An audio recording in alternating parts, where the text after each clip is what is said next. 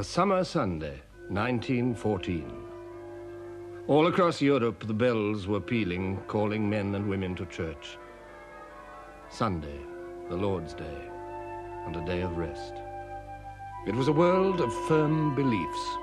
The established order was not widely questioned. Father at the head of the family, the monarch at the head of the nation, God in his heaven.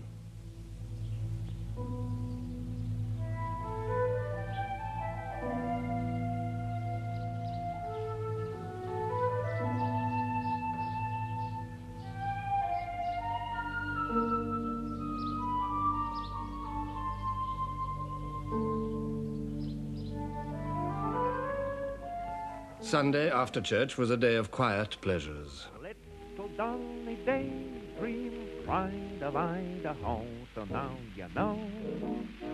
And when you go, you'll see there's something on her mind. Don't think it's you, 'cause no one's gonna kiss that gal but me.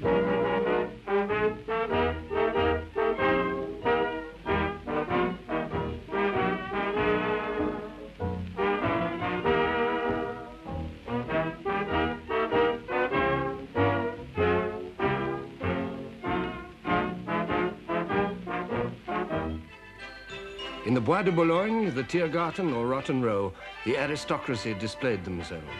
Carriages, servants, dazzling clothes.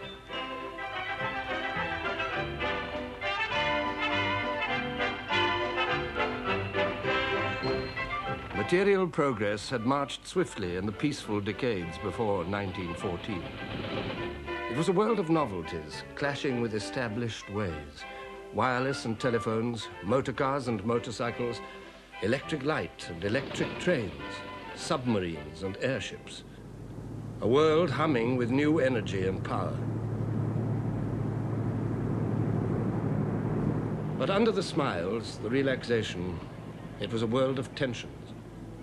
The old order, with its economy based on land and its society based on owning land, was in conflict with the new order of industry and teeming cities.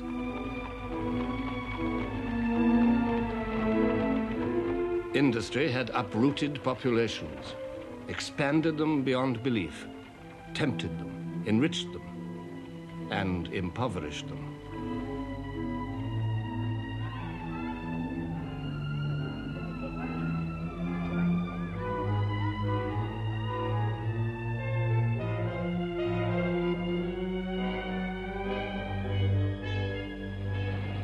The peace of Europe in 1914 was a fragile thing.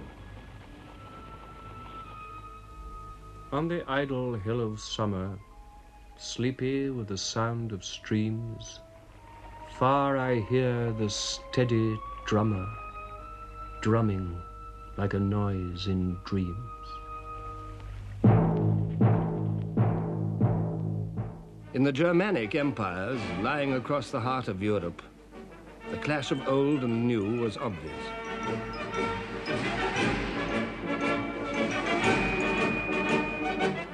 Under the leadership of Prussia, under Bismarck, the Iron Chancellor, Germany had emerged as a nation and as a world power. In 1871, her 39 separate states, after centuries of discord, had united at last. The kings of Saxony and Bavaria, the princes, dukes, and electors, Brunswick, Baden, Hanover, Mecklenburg, Württemberg, Oldenburg, all paid allegiance to the King of Prussia, the Kaiser. This unity fulfilled a deep wish in German hearts. It gave them a sense of destiny. Even the leadership of Prussia was better than insignificance. And with unity had come an extraordinary upsurge of energy and expansion.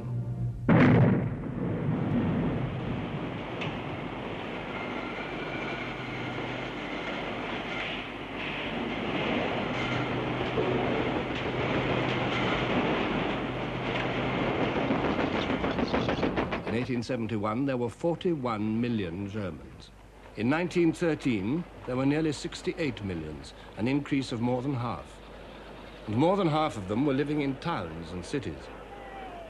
But it was not merely an expansion of population. The foundations of economic strength at the turn of the century were steel and coal. Germany had made great strides with both. Steel production multiplied by 12 in 30 years. Coal production multiplied by nearly 5 in 30 years. Manufactures multiplied by 4. Exports multiplied by 3. Exports of chemicals multiplied by 3. Exports of machinery multiplied by 5. In 30 years, Germany's share in world trade had risen by a third. Now, in 1914, Germany was, after America, the most powerful industrial nation in the world.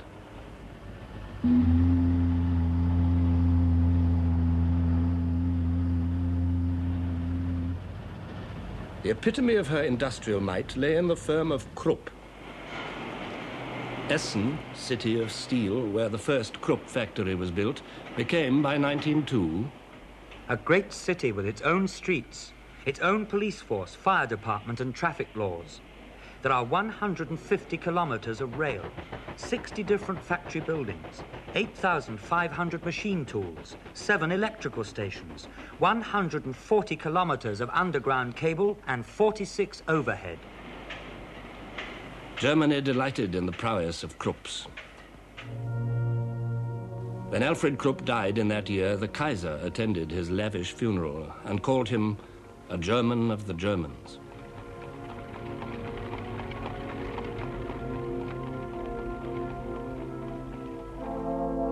In 1914, the firm employed 80,000 workers. They lived in Krupp houses, their babies were delivered by Krupp doctors, their children educated in Krupp schools. They bought at Krupp stores, borrowed books from Krupp libraries, married in the Krupp church, and were buried in the Krupp cemetery. Under Bismarck, Germany had come closer than any other state to modern conceptions of social welfare. German workers enjoyed sickness, accident, and maternity benefits, canteens and changing rooms, and a national pension scheme, before these were even thought of in more liberal countries. Yet the life of the workers was hard. The steel mills operated a 12-hour day and an 80-hour week. Neither rest days nor holidays were guaranteed. In Germany, as in every industrial state, there was poverty and protest. By 1912, the Socialist Party was the strongest party in the Reichstag, the German parliament.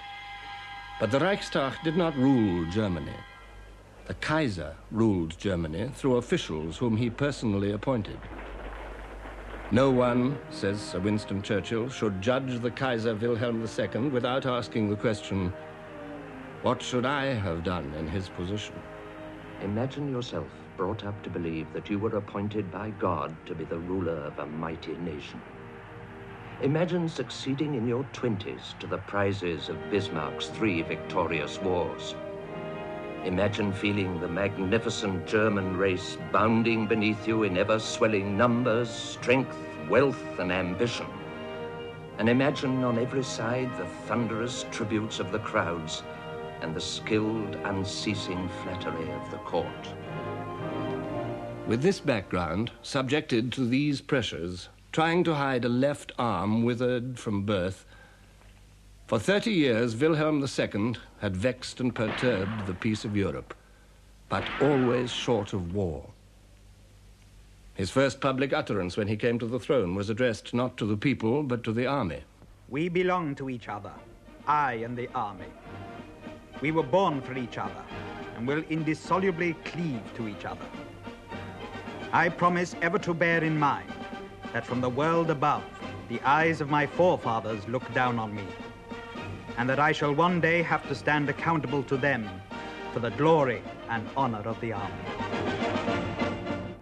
These were not empty words.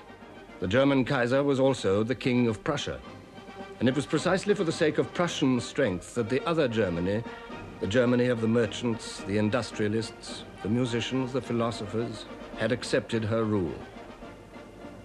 The Prussian influence was seeping through the whole nation.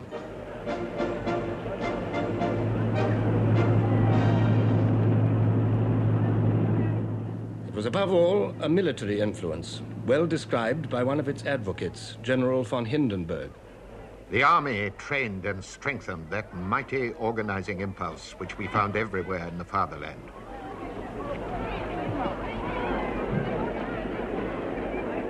The conviction that the subordination of the individual to the good of the community was not only a necessity but a positive blessing had gripped the mind of the German army and through it that of the nation.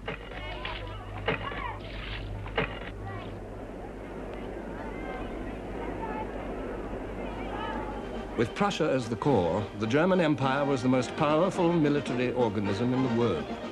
And at its head, posturing, gesturing, stood the all-powerful Kaiser, challenging Europe. Without Germany, and without the German Kaiser, no great decisions must ever be taken. If this should happen, the position of Germany in the world would vanish forever. And I do not purpose that this should ever happen.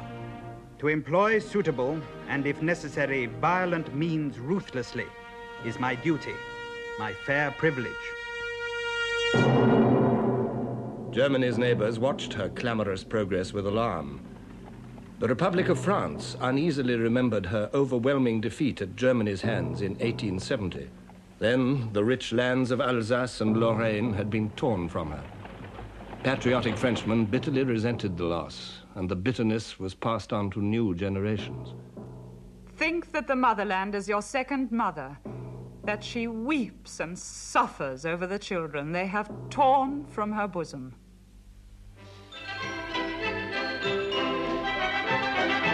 France had her iron, her coal, her industry, but the French were above all tillers of the soil.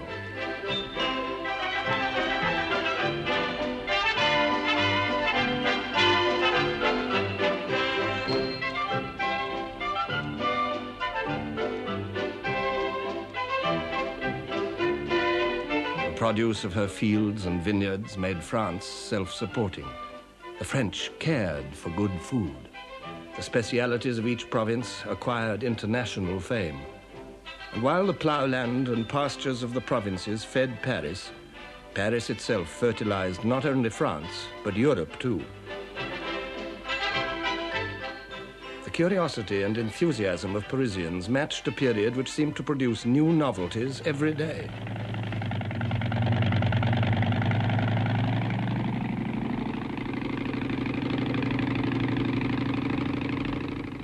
Louis Blériot was the first man to fly the Channel. I began my flight steady and sure. I have no apprehension, no sensations, nothing. I am making at least 42 miles an hour, traveling at a height of 250 feet. Below me is the sea. There is nothing to be seen, neither France nor England. I am alone. For 10 minutes I am lost, and then I see the cliffs of Dover.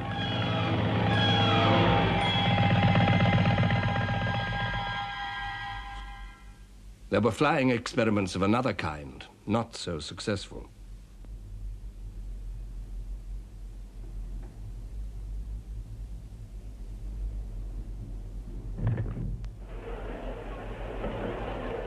Cranks or pioneers, the French greeted them all expectantly.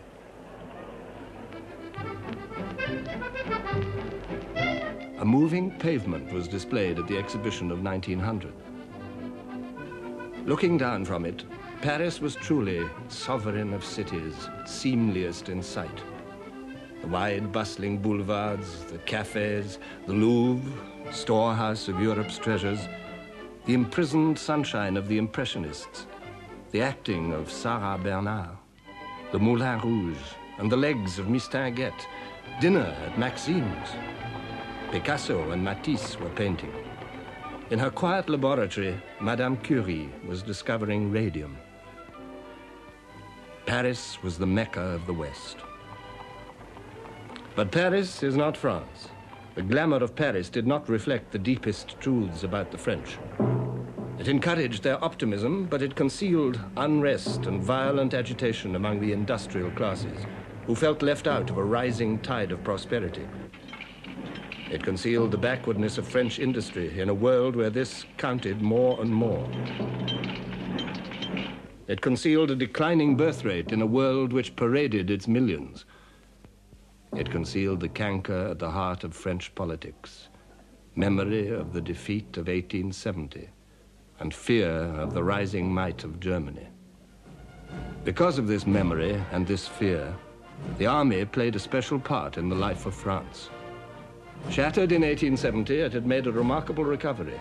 It became a national army based on universal conscription. It schooled itself in colonial wars, but its eyes were fixed on the German frontier.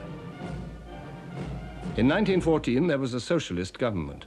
Anti-militarism, pacifism, and internationalism were being proclaimed with swelling voices. The delegates of the workers' organizations judge that wage earners obliged to go to war have this alternative only: either to take up weapons in order to menace other wage earners, or to take up battle against the common foe, capitalism. Anti-militarist and anti-patriotic propaganda must become ever more intense and audacious.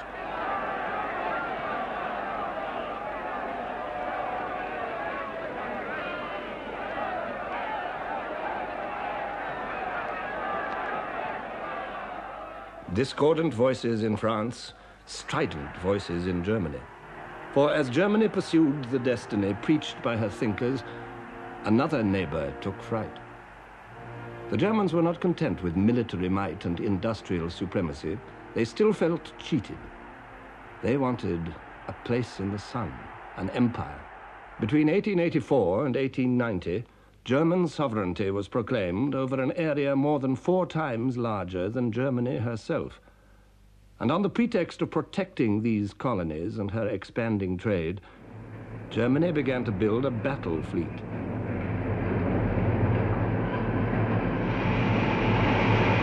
This was a threat that any British newspaper reader could understand. The sea served Britain in the office of a wall or as a moat defensive to a house against the envy of less happier lands. Now envy was reaching across the sea. Winston Churchill spoke for all Britain when he said, "Our naval power involved British existence. If our naval supremacy were to be impaired, the whole fortunes of our race and empire would perish and be swept utterly away." Britain awoke to the truths of the 20th century. Reality jarred against the romantic image of merry England. Yet the image lived on, reinforced by the royal family in its role of country squire.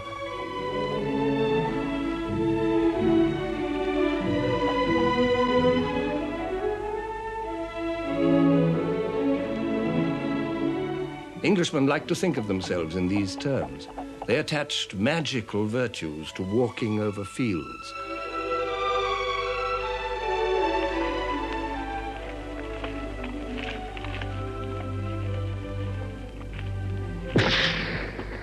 They also found virtue in royal pageantry, jubilees, coronations, state openings, funerals. The funeral of King Edward VII in 1910 provided a last glimpse of royal Europe in all its panoply.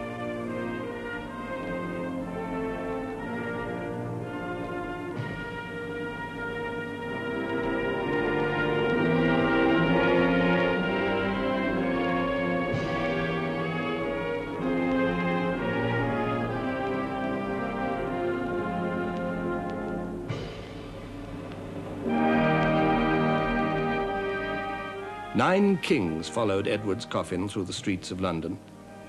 King George V, his successor, the Kaiser, his nephew, the King of Belgium, the King of Spain, the kings of Portugal, Denmark, Bulgaria, Norway, and Greece. The watching, awe-struck crowds were reminded that Britain was the center of an empire on which the sun never set.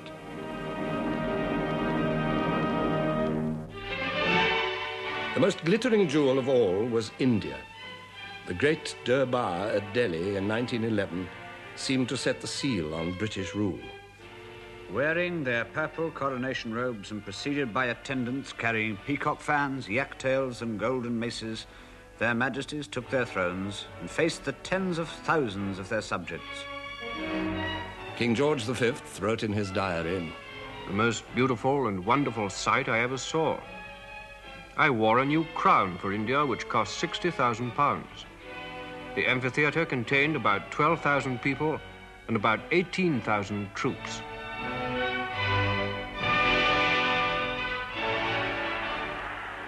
"119 princes and maharajas bowed and retracted in a ceremony which lasted a full hour.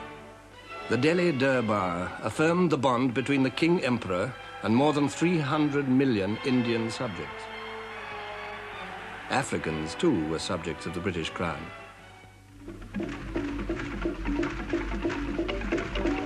To Cecil Rhodes had come the dream of linking British possessions with a railway from the Cape to Cairo.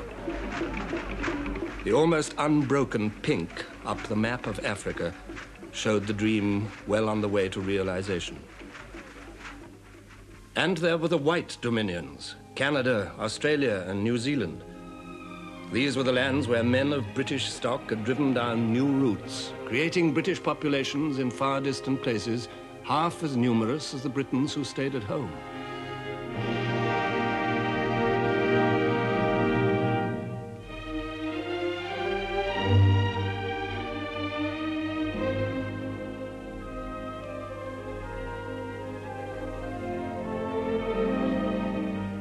In the British Isles, life for many was a struggle for daily bread.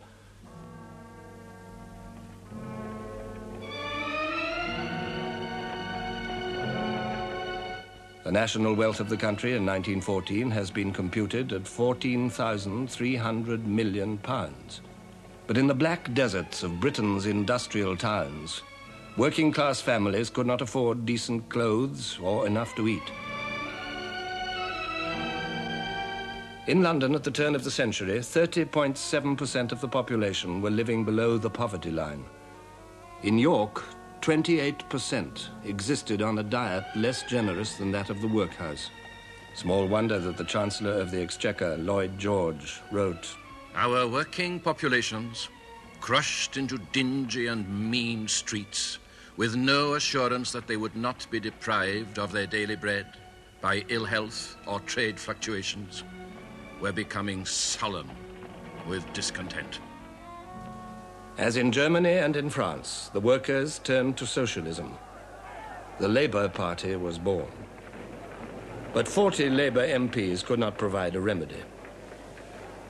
Only through the rapidly growing trade union movement could the workers assert their demands. In 1911 and 1912, Britain was swept by a wave of strikes more complete and embittered than any yet seen. The trade union leader, Ben Tillett, said, "It was a great upsurge of elemental forces. It seemed as if the dispossessed and disinherited classes were all simultaneously moved to assert their claims upon society."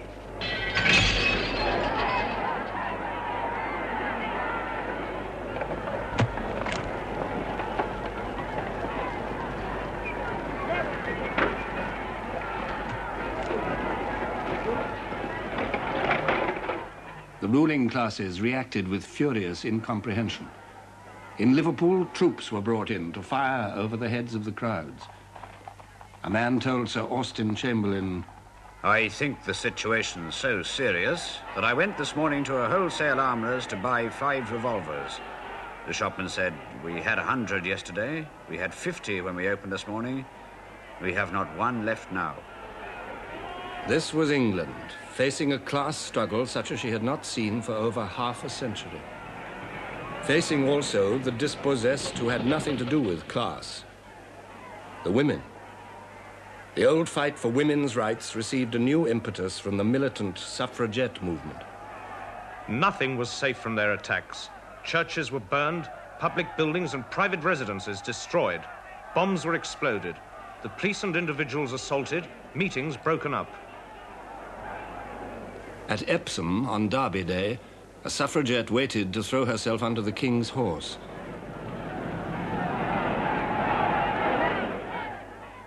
She died of her injuries. Workers and women. There were others, too, whose discontents were coming to a head. Southern Ireland was clamoring for home rule. Her spokesman was Eamon de Valera. The militarist power which has kept Ireland within its grasp for centuries can never be persuaded to let go. If liberty is not entire, it is not liberty. The Irish struggle brought Britain to the very edge of civil war. Poverty and envy, riches and arrogance, ambition and frustration, doubt and demand, these were the tensions of every industrial state. And to them were added the tensions between states themselves. In Britain, alarm grew with the growth of the German fleet just across the water. Public opinion, disunited on almost everything else, was united on the need for battleships. Each launching, whether in Barrow or in Bremen, drove Britain and Germany further and further apart. Even men as sympathetic towards Germany as Lord Haldane could say, peace was to be preserved, but preserved on what terms? On the terms that the German was so strong by land and sea that he could swagger down the high street of the world, making his will prevail at every turn? In 1908, Lloyd George met the German ambassador.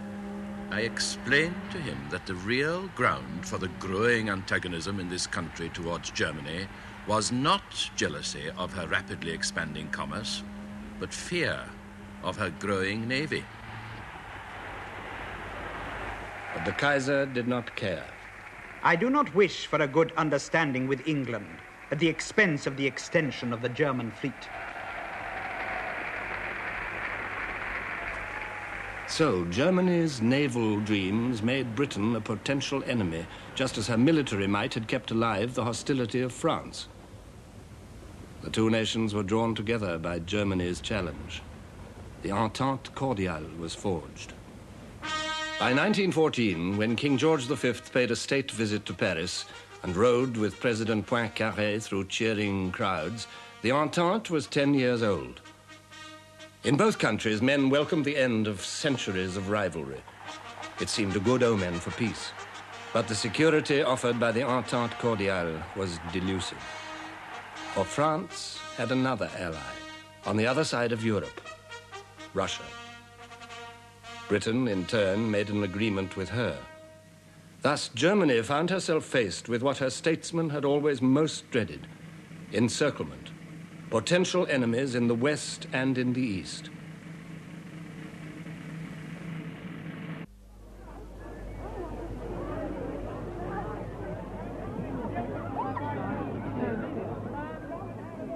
In the summer of 1914, it was not Britain, nor France, nor Russia which held the real threat to the peace of Europe. The real threat lay in the alliance of Germany's making, her alliance with Austria. This was a shackle linking the swelling vigor of Germany to the irresponsible policies of an old, decaying empire. Bismarck foresaw the danger. I shall not live to see the Great War, but you will see it, and it will start in the East. For centuries, Austria had been the leading German state, Europe's shield against the East. By 1914, her empire was an anachronism, whose fatal ambitions died hard. At the head of this ancient realm stood the Emperor Franz Joseph, 84 years old. He had reigned in Vienna since 1848, Europe's year of revolutions, when the Austrian Empire had come near to collapse. Franz Joseph held it together by a mixture of compromise and repression, but nothing could disguise its decrepitude.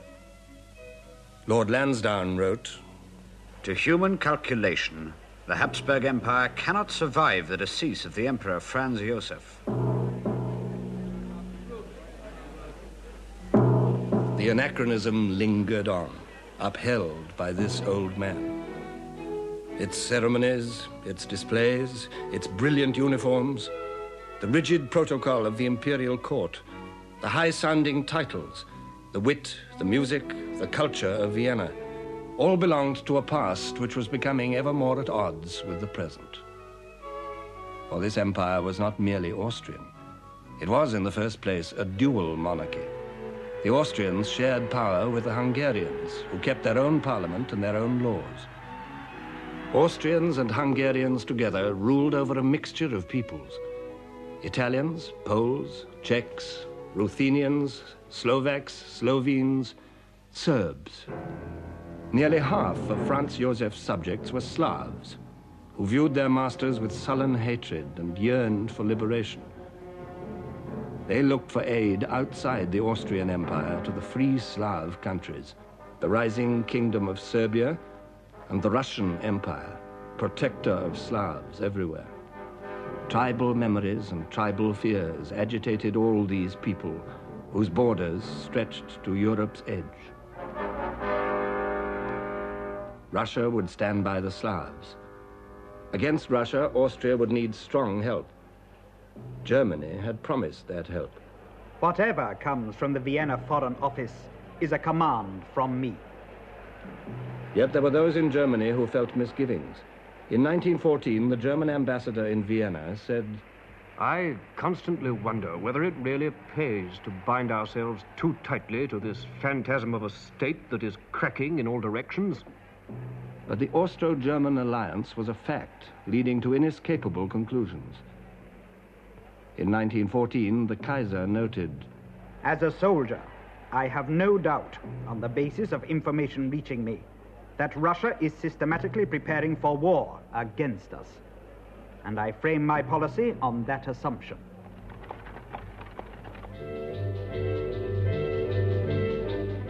Russia also was a troubled anachronism. The Tsar of all the Russias ruled over countless millions of people.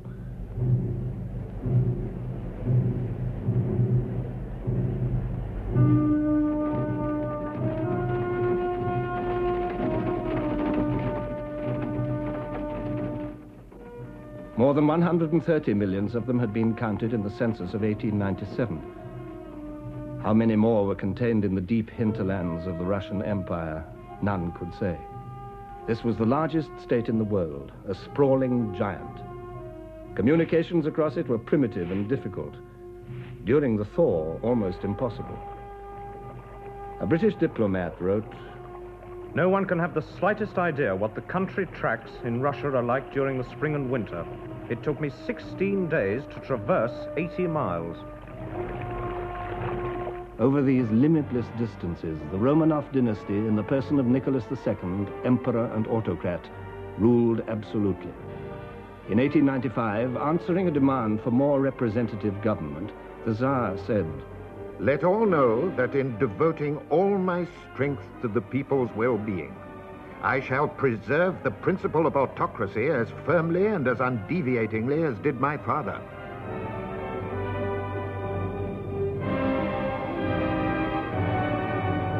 In 1905, Russia suffered humiliating defeat at the hands of Japan. The very foundations of Tsarism were shaken. The peasants, the vast, illiterate masses of Russian people, living on a chancy borderline of famine and ruin, rose in revolution. They found allies in the growing industrial proletariat. But the 1905 revolution was bloodily crushed. In 1906, the principle of autocracy was restated by the Imperial Council more firmly than ever. To the Emperor of all the Russias belongs supreme autocratic power. Submission to his power, not from fear only, but as a matter of conscience, is commanded by God himself. With this imperious rejection of democracy, the regime recklessly tightened the tensions, exasperated the feelings, and embittered the thoughts of the people. There were riots and strikes. A strike in the Lena goldfields was ruthlessly suppressed.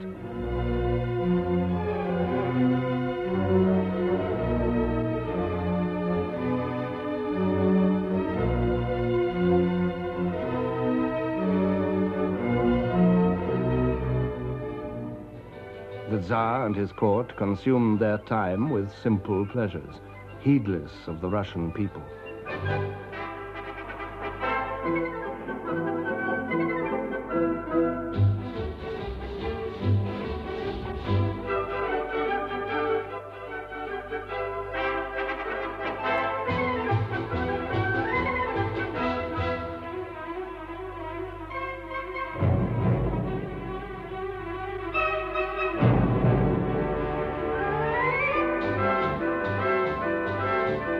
Interior tensions were coming to the boil in this pious, passionate, intensely patriotic nation. And as they did so, external tensions also grew. The Balkans, where the Slav lands lay between the scowling frontiers of three crumbling empires, were their point of impact. In 1908, Austria, with outdated ambitions, annexed the Slav territories of Bosnia and Herzegovina on the borders of Serbia. Russia, still weak after defeat by Japan in 1905, let that pass. Then in 1912, the small Balkan kingdoms joined together to inflict a crushing defeat on the Turkish Empire. But they quarreled among themselves. Out of the Balkan Wars of 1912 and 1913, Serbia emerged as the strongest of the Balkan states, an inspiration for all Slavs. Austria watched her inconvenient progress with a jealous, calculating eye. The British ambassador in Vienna reported in 1913, "Relations between Austria and Russia are growing worse day by day. Serbia will one day set Europe by the ears and bring about universal war." The French president, Poincaré, came to a similar conclusion. Whatever be the issue, small or great, which may arise in the future between Russia and Germany, it will not pass by like the last. It will be war. In Austria, the issue was clear. The Austrian chief of staff, Konrad von Hotzendorf, said openly, "We must crush this viper, Serbia." By 1914, Europeans had learned to live with fear, and fear is the midwife of war. On Sunday, June the 28th, Europe entered upon her final, fatal crisis. The Archduke Franz Ferdinand, heir to the Austrian throne, and his wife were visiting Sarajevo, capital of the recently annexed province of Bosnia. From Serbia, just across the border, a group of Slav terrorists had also come to Sarajevo, pledged to kill Franz Ferdinand. As the Archduke and his wife took their departure, one of these terrorists, a Slav schoolboy called Gavrilo Princip, fired 2 pistol shots. They hit Franz Ferdinand and his wife. A quarter of an hour later, both were dead. The peace of Europe died with them.